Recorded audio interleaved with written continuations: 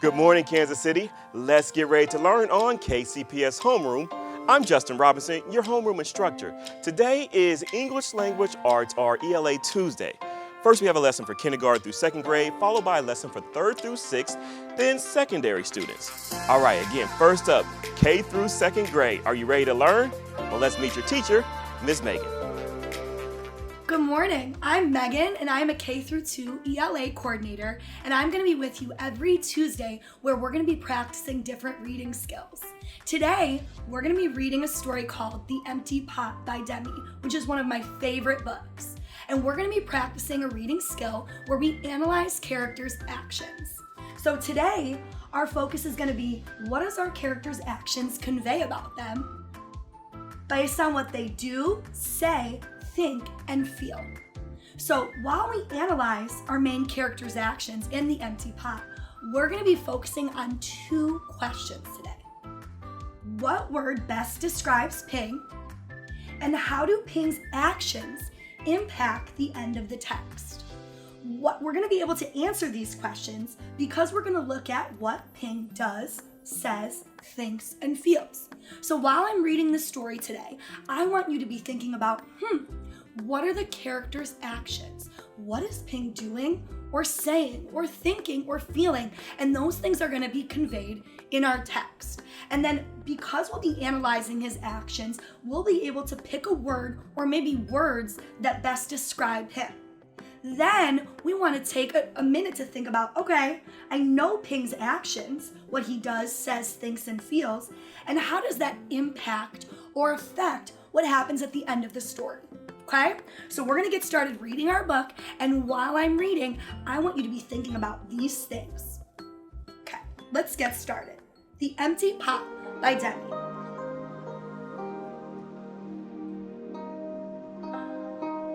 A long time ago in China, there was a boy named Ping who loved flowers. Anything he planted burst into bloom. Up came flowers, bushes, and even big fruit trees, as if by magic. Everyone in the kingdom loved flowers too. They planted them everywhere, and the air smelled like perfume. The emperor loved birds and animals, but flowers most of all. And he tended his own garden every day. But the emperor was very old. He needed to choose a successor to the throne.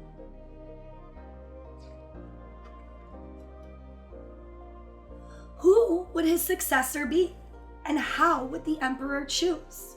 Because the emperor loved flowers so much, he decided to let the flowers choose. The next day, a proclamation was issued. All the children in the land were to come to the palace. There, they would be given special flower seeds by the emperor. Whoever can show me their best in a year's time, he said, will succeed me to the throne. The news created great excitement throughout the land. Children from all over the country swarmed to the palace to get their flower seeds. All the parents wanted their children to be chosen emperor, and all the children hoped they would be chosen too.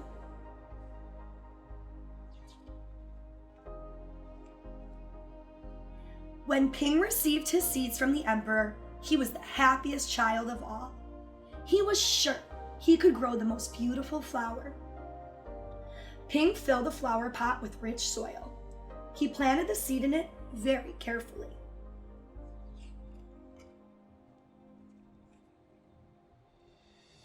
He watered it every day.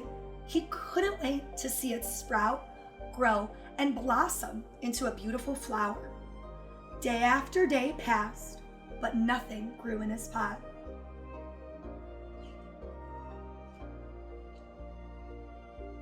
Ping was very worried. He put new soil into a bigger pot. Then he transferred the seed into the rich, black soil.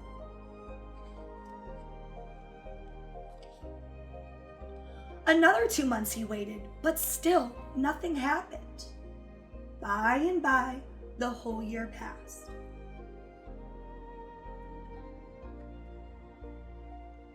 Spring came, and all the children put on their best clothes to greet the emperor. They rushed to the palace with their beautiful flowers, eagerly hoping to be chosen.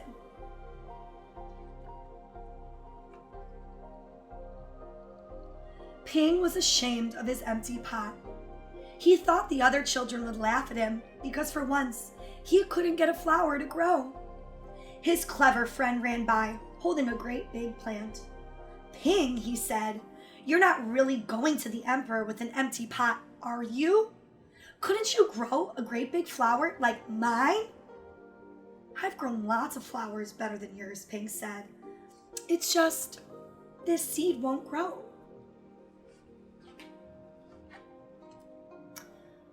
Ping's father overheard this and said, "You did your best, and your best is good enough to present to the emperor." Holding the empty pot in his hands, Ping went straight away to the palace.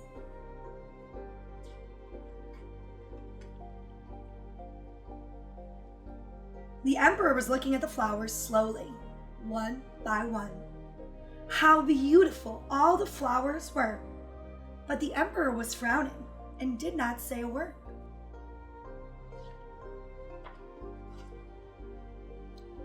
Finally, he came to Ping. Ping hung his head in shame, expecting to be punished. The emperor asked him, "Why did you bring an empty pot?"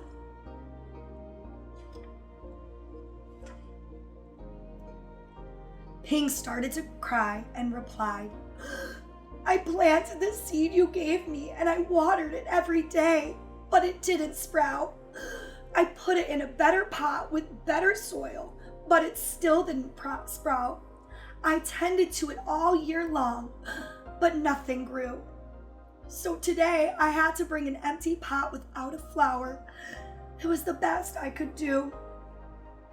When the emperor heard these words, a smile slowly spread over his face, and he put his arm around Ping. Then he exclaimed to one and all, "I have found him! I have found the one person worthy of being emperor. Where you got your seeds from, I do not know, for the seeds I had given you had all been cooked, so it was impossible for any of them to grow. I admire Ping's great courage to appear before me with the empty truth, and now I reward him with my entire kingdom and make him emperor of all the lands." The end. Wow, I love that book. Isn't it a great story? So now I want to go back to my board and talk about what are Ping's actions in the story. So we're going to be looking to answer our question, what word best describes Ping? And there may be more than one word, or as I call them, character trait that we could use to describe Ping. Now, I'm going to pick one word and you may come up with a different word. But remember, it needs to be based on his actions, what he does, says, thinks, and feels in our text. So as I was reading, I'm thinking, he gets the flower, it doesn't grow. He tries to water the seed over and over again, still doesn't grow. He then switches it to a new pot, puts new dirt in it, still isn't growing, but he doesn't give up. So when I hear those actions, I start to think that he's dedicated, right? He's committed to getting this flower to grow so he could become emperor. The next thing I'm thinking about when I'm analyzing his actions is the things that he says. And Ping shows that he's dedicated and committed to this by the things that he says to the emperor. And when he goes to him at the end of the story, he brings him that empty pot because he knows that's what he needs to do, even though it's not a big, beautiful flower. So again, he's committed to this project and this task that the emperor gives him, which to me shows his dedication. Now, you may come up with words like truthful or honest to show the word that best describes Ping. But I'm going to go with my word dedicated. Our second question that we should be thinking about while we are reading is, how do Ping's actions impact or affect what happens at the end of our text or our story? So at the end, Ping ends up being declared emperor because of his dedication and his honesty throughout the story. So when he stays dedicated with his actions by the things that he does, says, thinks, and feels, in the end, he comes out on top because he was honest and brought the emperor the empty truth. So, going back to my question, how do his actions impact the end of the text? Ping's actions of sticking with it and making sure that he tries his best to be honest with the seed that the emperor give him to grow the best flower, in turn, give him the results of becoming emperor. So, next week when we read together, we're going to be analyzing a new character, and I want you to be thinking about that character's actions and some of the things that that character does, says, thinks, and feels, and how it impacts our story next week. We'll also be practicing a different reading strategy that you can apply to any book that you're reading at home or in school. I hope you enjoyed reading The Empty Pot, and I look forward to seeing you next week to read our new story. Have a great day.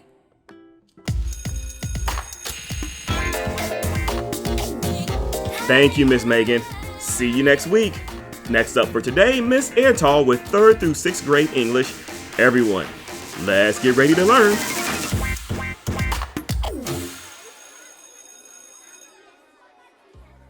Hi, my name is Mimi Antal. Today I'm going to teach you how to ask questions. Now, when we talk about asking questions, we're not talking about just when you're listening to a story, but also when you're reading independently. So you're going to have a chance to practice this at home. But when I say asking questions, you might wonder to yourself, why is that important? Well, asking questions matters because it allows us to linger with the text. When we ask questions, we can involve ourselves more in what we're reading. And even more importantly than that, when we ask questions, it increases our ability to understand what we're reading. It increases our comprehension. Now today I'm going to demonstrate for you how to do that. But before I do so, I want you to take a moment, see if you can grab a piece of paper or a pencil, or even maybe someone you can share your ideas or thoughts with. I'll give you a minute to do that. I'll be right back. Welcome back. Okay, so if you remember, today we're asking questions, and one of the things I need for you to understand before we get started is that not all questions are alike. Let me tell you what I mean by that. I like to pretty much categorize questions into 2 different areas. They include what I would call thin questions and thick questions. Now, clearly there are many other types of questions you can use, but for our purposes today, let's stick to these 2. Okay, here we go. I'm going to explain what I mean by thin and thick. Let's start with thin questions. Thin questions are questions that you can typically find the answer right in the text. It doesn't require a lot of thinking. Oftentimes, these questions start with words like where, when. I've also noticed a lot of times with these thin questions, the answers also are very simply a yes or a no. But not all questions are thin questions. Do you remember what I just called the other type? Well, you might be thinking thick. If you are, good for you. Okay, so thick questions. Thick questions are questions that you can't find directly in the text. You have to actually find them here and think deeply. These questions often start with words like why or what if. My favorite is I wonder. Thick questions, sometimes you might have to search around in the text to give yourself a little bit of information or background knowledge, but the answers still come from here. Let me give you an example. Today for our demonstration, we're going to read a little bit from the Watsons Go to Birmingham. In this book, a thin question just before I even begin to read might be, how many people are going on this trip? I could simply count up the number of people and tell you how many, but a thick question would be, how come? Before we get started though, I want to tell you a little bit about how I'm going to do the demonstration. So I mentioned earlier that I'm going to do a think aloud. You may already know what a think aloud is. Let me explain. Now, doing a think aloud is going to be a lot more complicated for me than for you. Ordinarily, thoughtful readers are always asking themselves questions, but they don't ask them aloud. It's going on in their mind constantly. But in order for me to demonstrate this in a way that you can later practice, I'm going to have to do it out loud. That's why we call it a think aloud. I'm going to describe for you what I'm thinking as I'm reading. One last thing before I get started. I'm going to demonstrate this read aloud, or rather think aloud, and as I read, I'm going to have you do one of two things. Either one, you're going to tell me, or someone near you, what type of question I'm using, thin or thick. And as time goes on, you'll get an opportunity to actually start thinking of those questions yourself. Are you ready? Okay, let's go. Welcome back. Let's go ahead and get started with our book today. It's called The Watsons Go to Birmingham. Now, one thing I didn't mention earlier was when can you ask questions? Thoughtful readers are always asking questions about the text that they're involved with. You can ask questions before, during, or after reading the text. I know for myself personally, looking at this book, I have a lot of questions already. Do you have any as of yet? The interesting thing too about chapter books is if you have questions about what the book is about, you can oftentimes read a brief synopsis of it. Paperbacks, such as this book, as you can see the cover is very soft. Paperbacks often have a synopsis located on the back of the book. Sometimes on hard books, it's on the inside cover. So before I get started, I'm actually going to read the synopsis on the back. That'll give me an opportunity to already start beginning to ask questions, and it will also give you an opportunity to know a little bit more about what the book will be about. Here on the back, it says, "Enter the hilarious world of 10-year-old Kenny and his family, the weird Watsons of Flint, Michigan." Stop. Listener, have you already developed a question? I have. Okay, I'll share the question, what I'm thinking. Why are they called the Weird Watsons? Thick or thin? What kind of question was that? If you said thick, you are exactly right. When I'm asking a question such as why, that's requiring me as a reader to think more deeply. I'm going to keep reading now. So back to the paragraph. There's Mama, Dad, little sister Joetta, that's an interesting name, and brother Byron, who's 13 and an official juvenile delinquent. I can't wait to read about that. When Mama and Dad decided it's time for a visit to Grandma, Dad comes home with amazing Ultra Glide. Ooh, question. What's an Ultra Glide? Thin or thick? Yeah, you're right. It's probably a thin question. I could probably find the answer right in the text. And the Watsons set out on a trip like no other. They're heading south.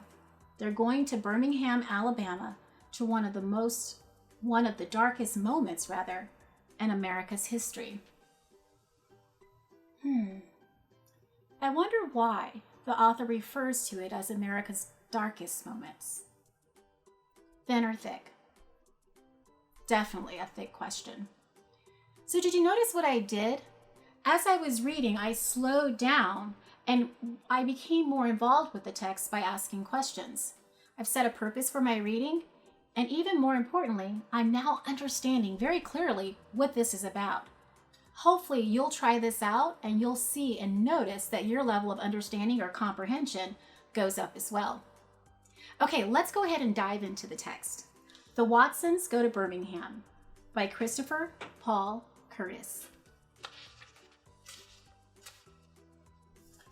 Chapter 1. And you wonder why we get called the Weird Watsons. It was one of those super duper cold Saturdays. One of those days that when you breathed out, your breath kind of hung frozen in the air like a hunk of smoke. And you could walk along and look exactly like a train blowing out big, fat, white puffs of smoke. Stop.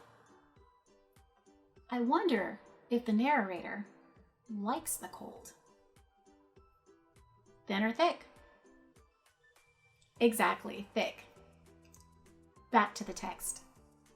It was so cold that if you were stupid enough to go outside, your eyes would automatically blink 1,000 times, like all by themselves, probably so the juice inside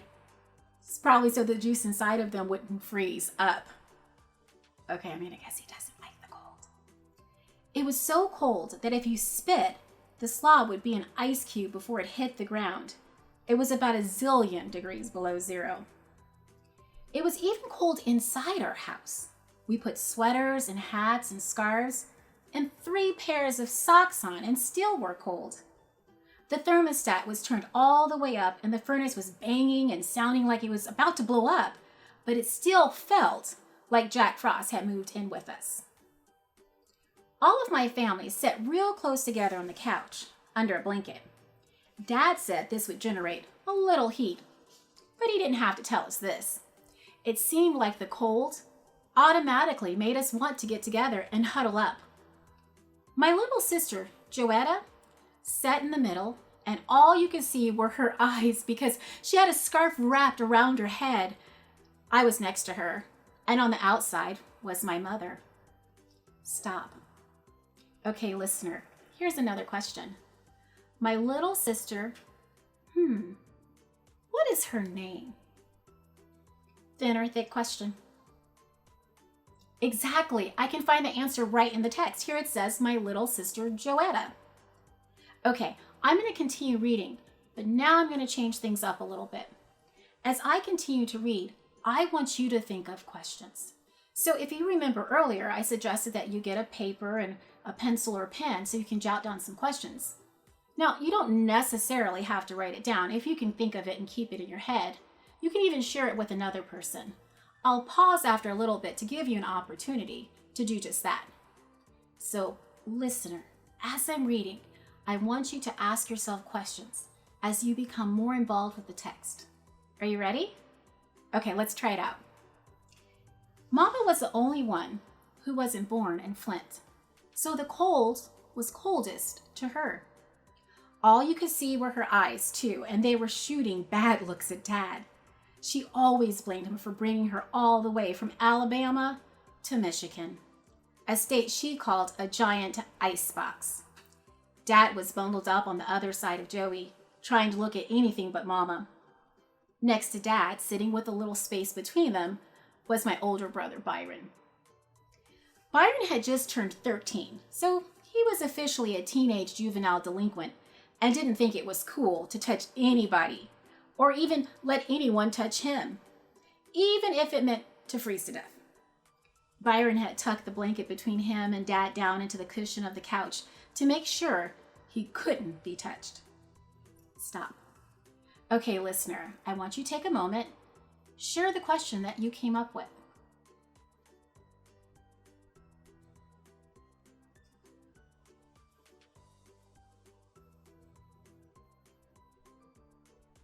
Okay, let's come back together. Are you starting to think a little bit deeper about the text? Let's continue. I'm actually enjoying this. Dad turned on the TV to try to make us forget how cold we were, but all that did was get him in trouble. There was a special news report on Channel 12 telling about how bad the weather was, and Dad groaned when the guy said, "If you think it's cold now, wait until tonight. The temperature is expected to drop into record low territory, possibly reaching the -20s. In fact, we won't be seeing anything above zero for the next 4 or 5 days. He was smiling when he said this, but none of the Watson family thought it was funny. We all looked over at Dad. He just shook his head and pulled the blanket over his eyes. Stop. Go ahead once again, take a moment to share a question that you may have.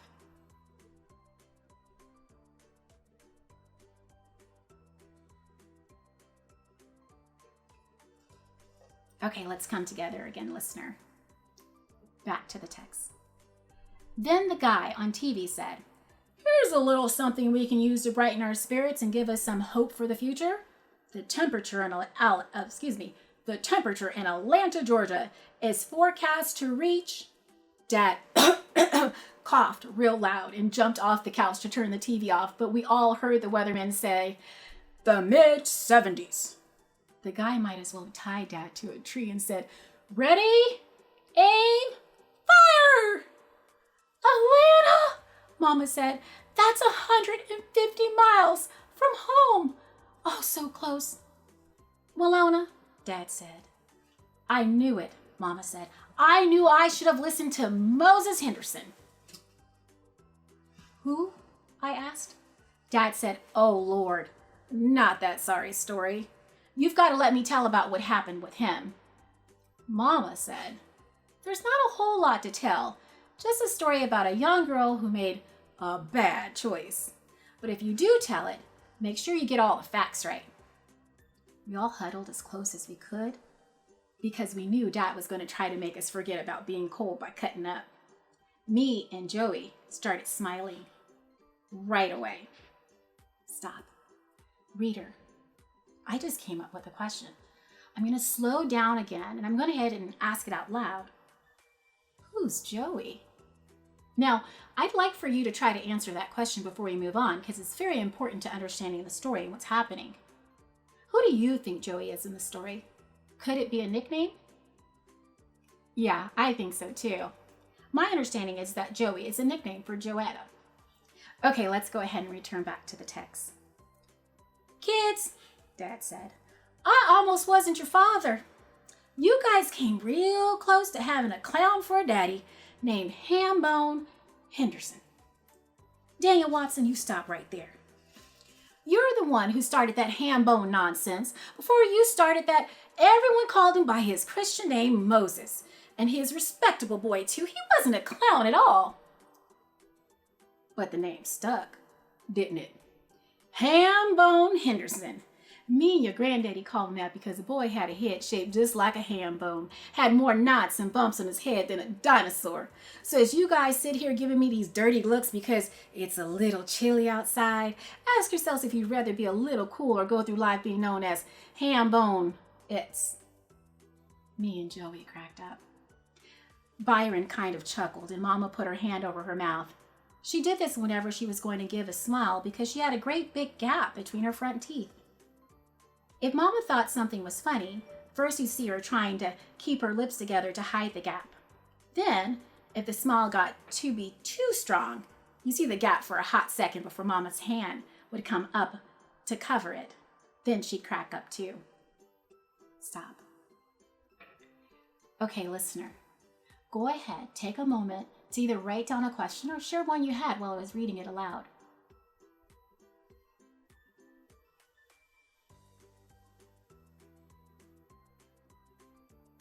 Okay, back to the text.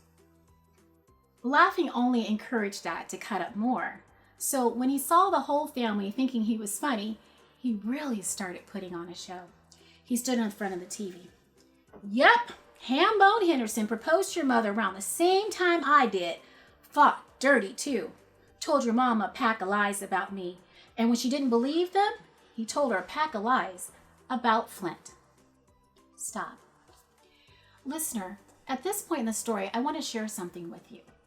As we continue to read, you're going to notice that there's going to be some language in the text that is quite a bit offensive. I'm going to read it anyway, and here's the reason why. First of all, I'd like for you to understand that not everything we read we agree with. That's important to know. Sometimes it's because of the time period when the author was writing the text. Sometimes it might be because the author is trying to bring across a specific tone of a character. So even though we don't necessarily agree with everything a character might say or do, it sometimes does still add to the story and understanding. So especially as I read this section, I really want you to be thinking very deeply about what's happening in the story. Okay, let's go ahead and continue. Dad started talking Southern style, imitating this Hambone guy. "Well, Lona, I heard tell about the weather up that far north in Flint, Michigan. Heard it's colder than inside an icebox. Seen a movie about it. Think it was made in Flint. Movie called Nanook of the North. Yep. Do you believe a show was made in Flint? Flint, Michigan. Folks there live in these things called igloos.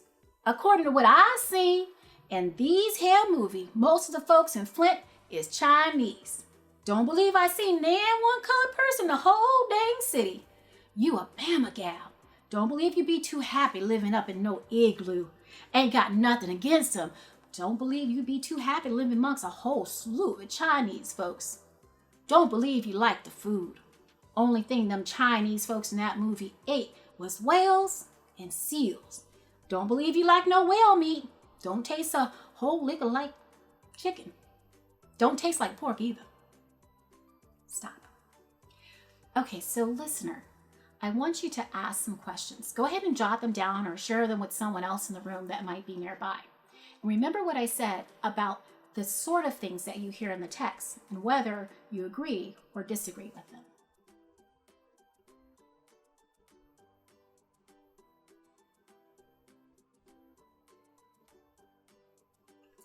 Okay, before going back to the text, I have to first apologize because I'm clearly not giving you enough time to really have good discussions about these types of things.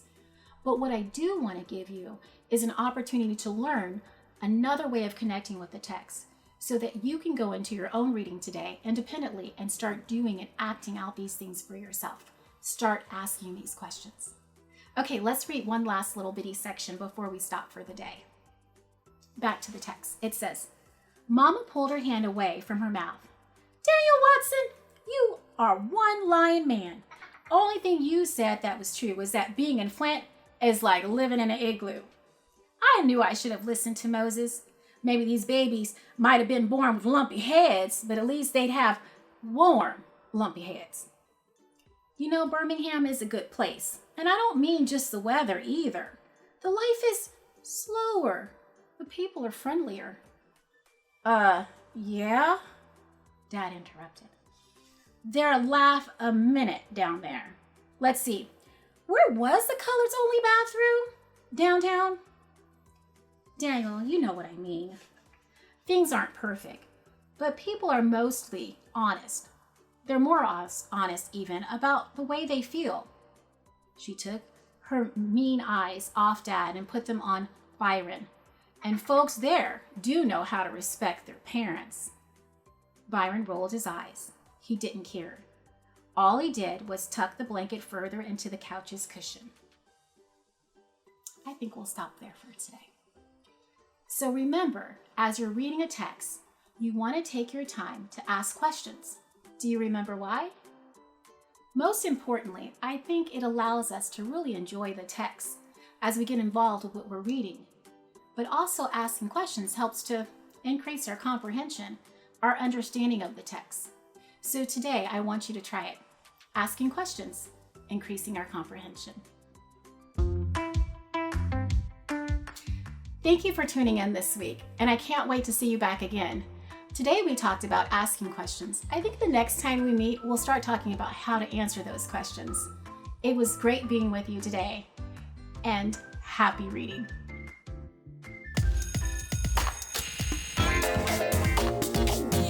Thank you, Miss Antal. We will see you next week. Now, it's secondary time. Middle and high schoolers, let's get ready to learn with Mr. Odom.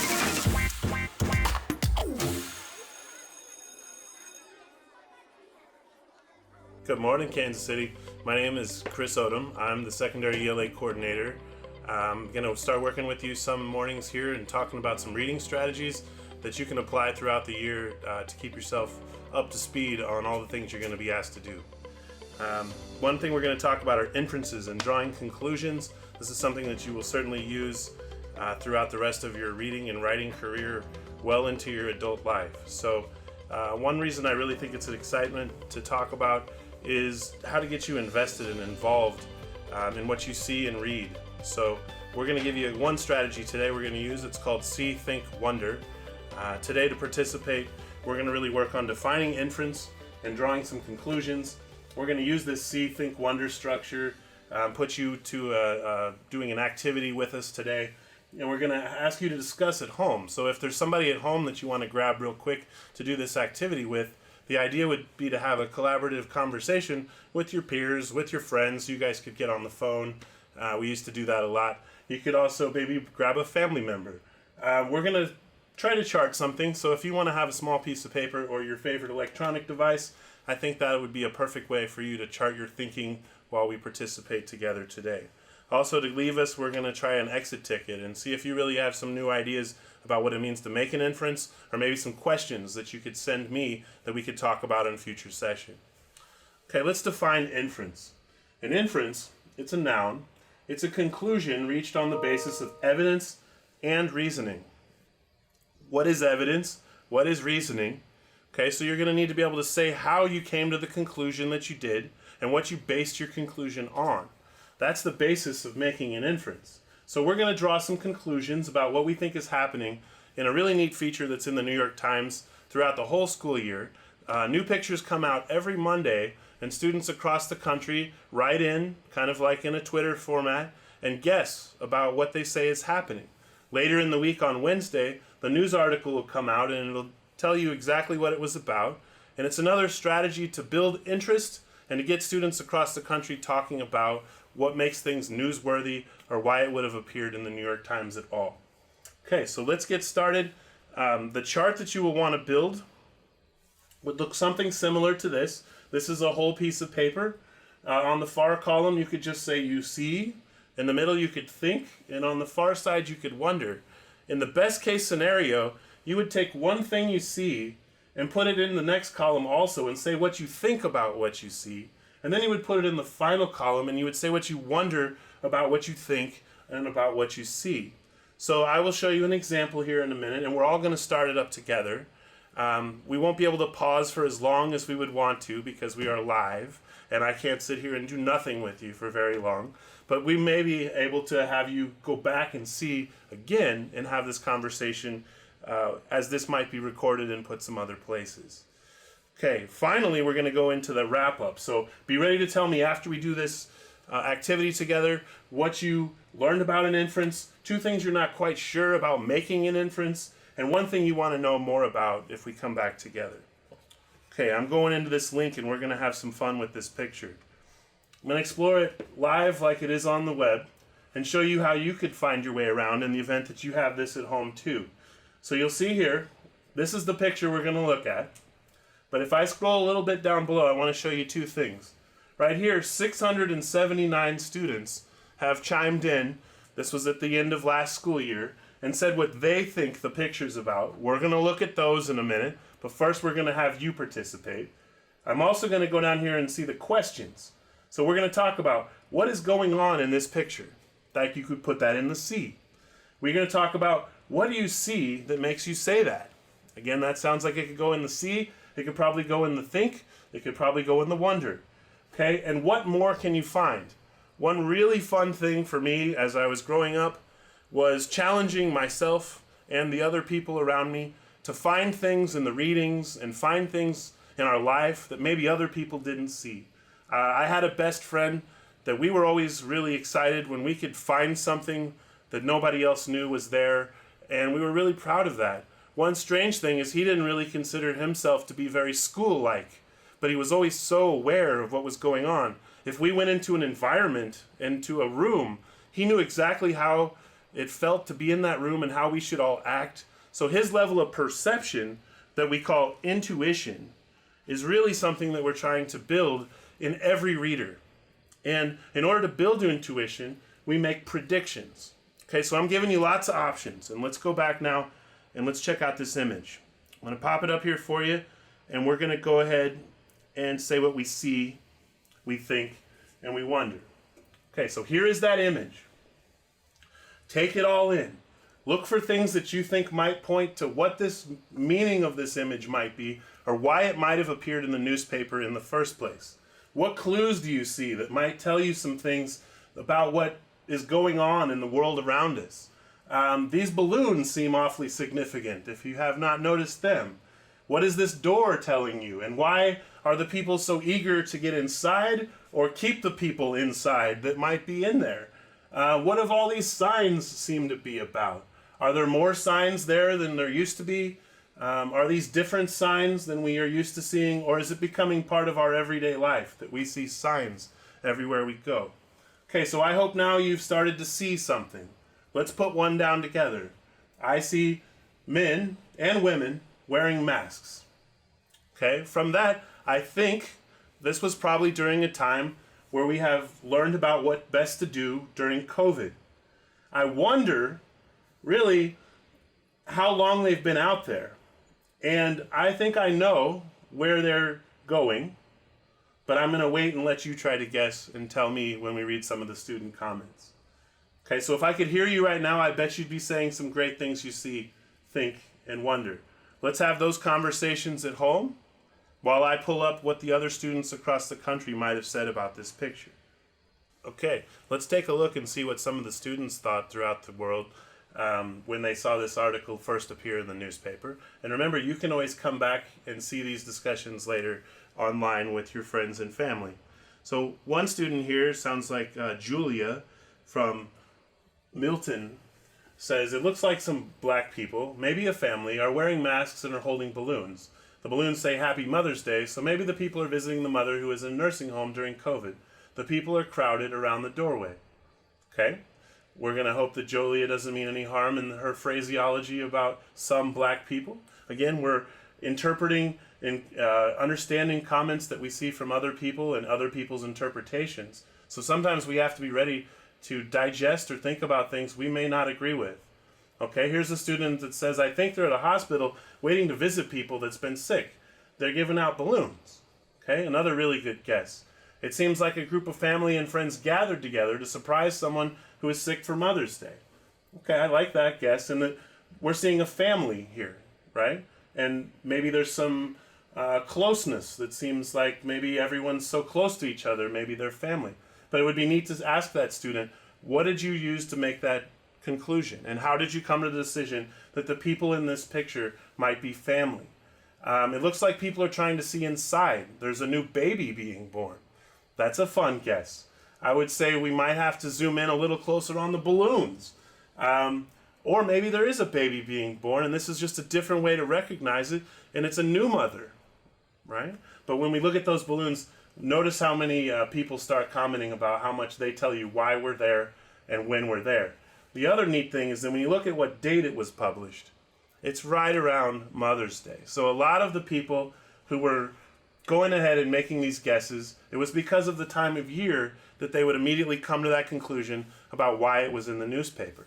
If you saw this now, you could see how you'd really need to read the text. So let's talk about what we're doing here. Is it getting more interesting? Would you rather now read an article about why these people are waiting in line to go into a retirement home to welcome and see people they haven't seen in a while during COVID? Probably, because now we've digested and thought about the image, and it's given us a chance to conquer something that we call the productive struggle. And sometimes when people are asked to read newspapers or informational text, we decide that it's not as cool and fun and interesting as some of the other things that we read for more an entertainment value.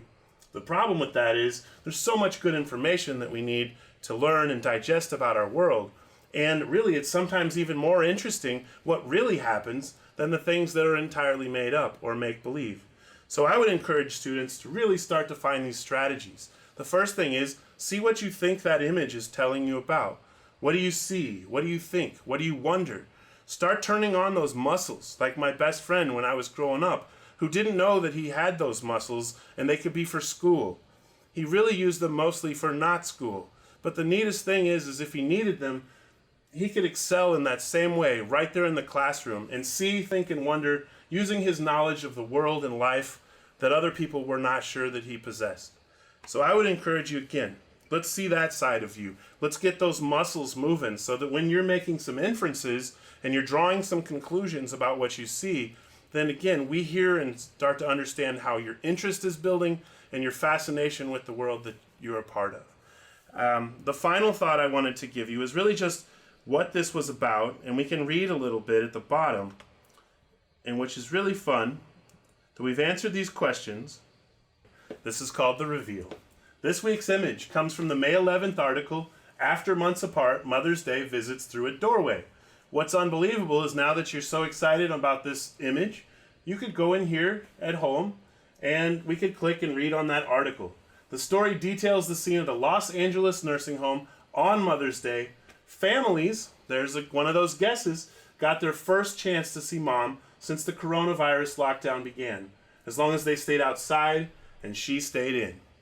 Okay, so this has been our chance to review and talk about inferences. It's been a chance to think about how to make a see, think, wonder chart. It's been a chance for us to talk about how to get those muscles spinning and moving so that when you're using them every day in the classroom, it's going to lead to a strong future and you're going to have an unbelievable experience as an adult and potentially someone who loves college. So again, let's try thinking about our strategy to get us back out of here. Are there 3 things you now know about making an inference? Did you think of it in a different way now that we used an image to start the process? Could you also apply making an inference to something you read? Is it the same kind of a process? Does it take a little more energy than just letting it sit there? Do you have to go to the image in order for it to mean something? Is this a lot like what happens when you sit and read? Okay, are there 2 things you're not too sure about? Are there things that you would wonder? How does an inference work? How do I get credit for this in my class? Can I do this assignment with my friends? Oh man, I hope so. And is there one thing you want to know more about making an inference? I want to know what image you would pick from this website. And if you get a chance, send me an email. I'm codom@kcpublicschools.org, and I would love for you to send me something that you think we should all talk about. It could be from the New York Times. It could be another image that you think other students would want to guess and find interesting. Thank you so much for your time. In the next session, we'll explore some more reading strategies and probably keep exploring inferences and drawing conclusions.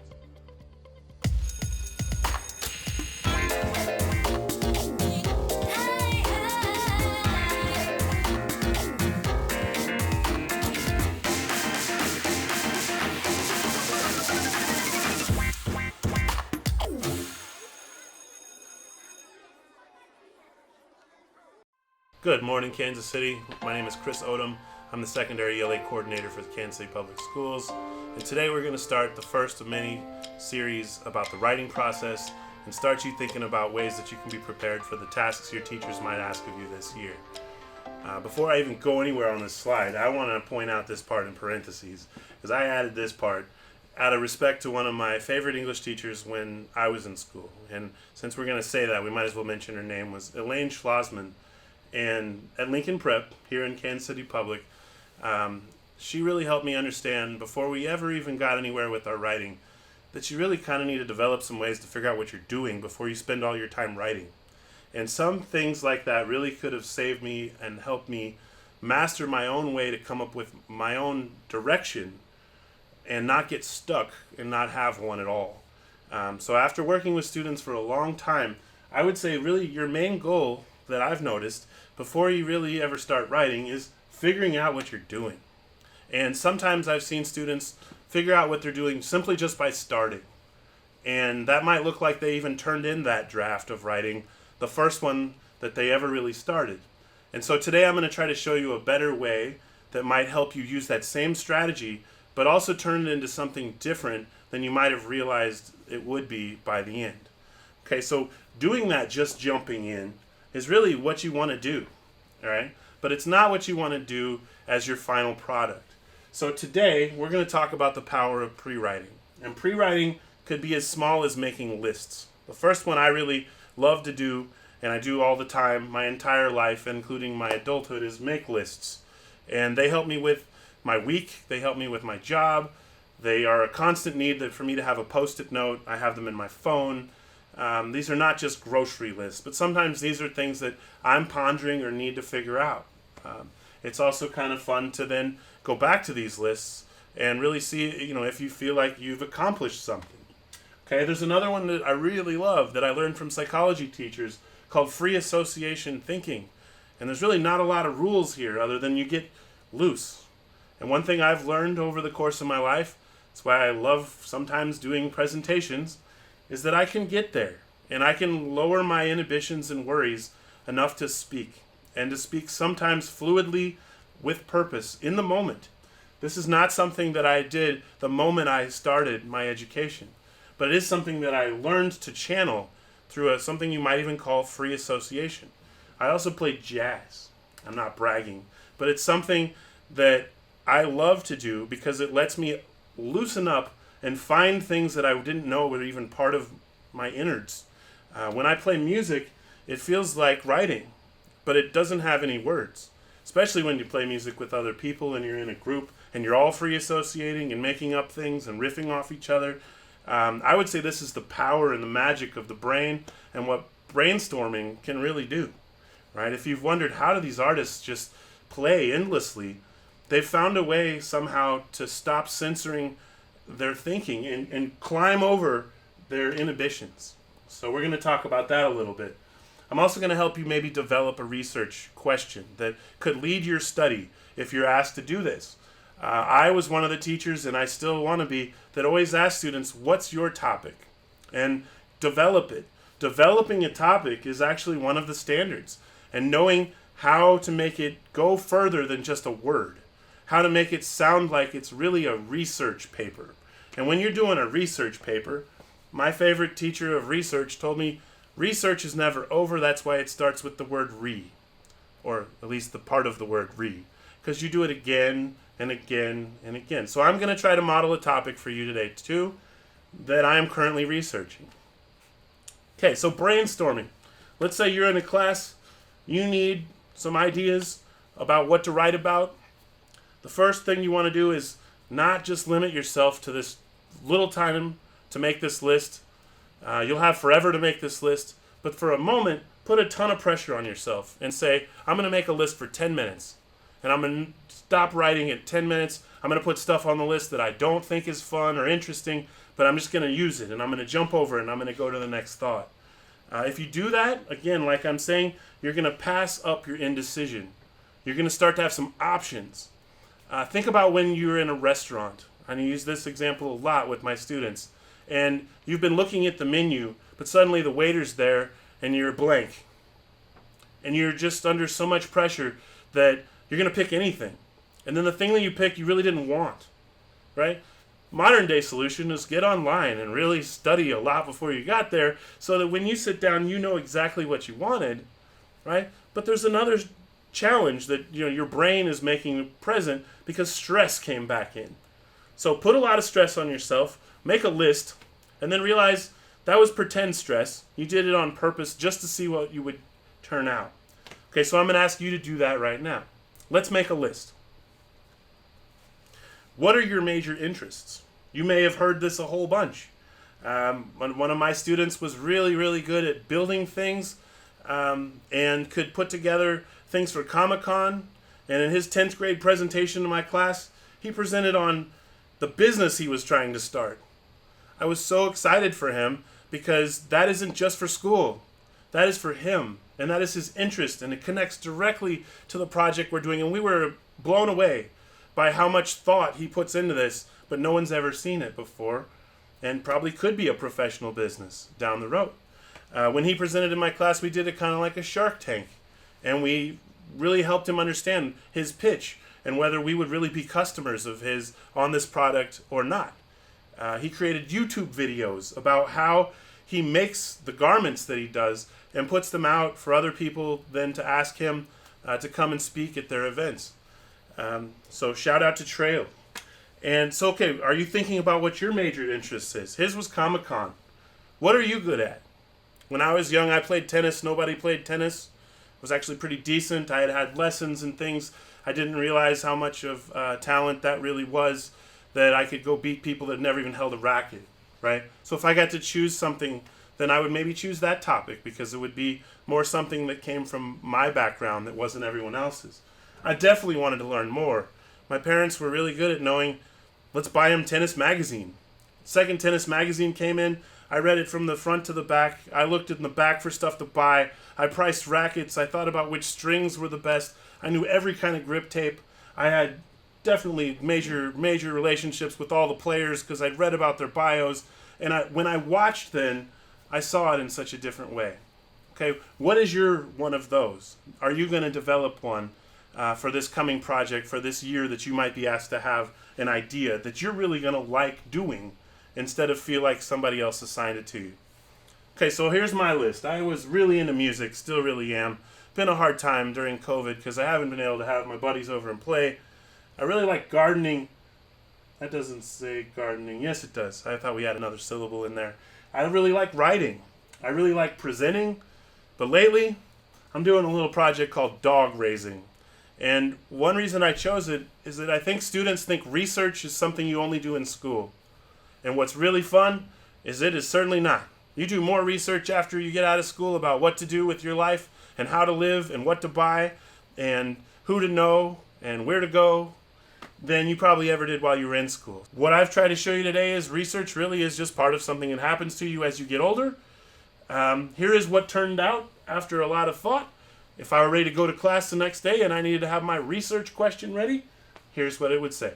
What efforts should be in place as a new dog owner to best ensure a happy home? Okay, from here I would drive to creating my thesis statement, my organization, and all of the collected evidence that I'm going to use to provide, my case. We will talk about that in future sessions. I hope today you've had a little bit of insight, kind of the secrets behind getting things figured out before you ever get started. Remember, sometimes you turn in that first draft and you knew you were lost and weren't sure of even what you were doing. This is a strategy that you could avoid that and then go back and look at your free write instead, your brainstorm, take the parts from it that then make you seem very clear about what you're trying to accomplish. I hope that's been some help to you. Again, you can use that in every class you'll ever take that involves a writing project, and I promise I actually have all the way back to 11th grade. Thank you, Ms. Schlossman.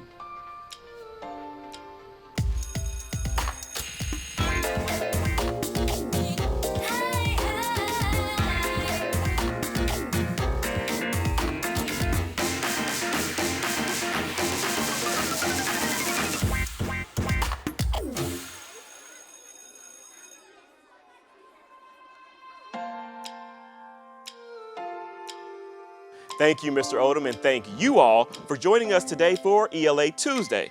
Tomorrow, Science Wednesday. We will see you then, and students, remember, keep learning throughout the day.